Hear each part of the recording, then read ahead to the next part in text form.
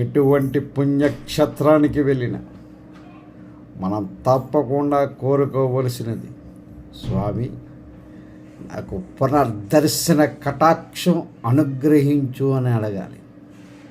అది మొక్కు కాదండి, అది తప్పు కూడా కాదు. ఎన్నిసార్లు దైవ దర్శనం అయితే అంత ఆయుష్ కలుగుతుంది.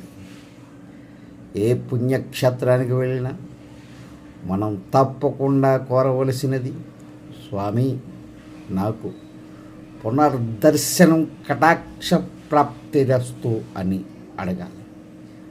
అంటే ఇది మొక్కు కాదండి,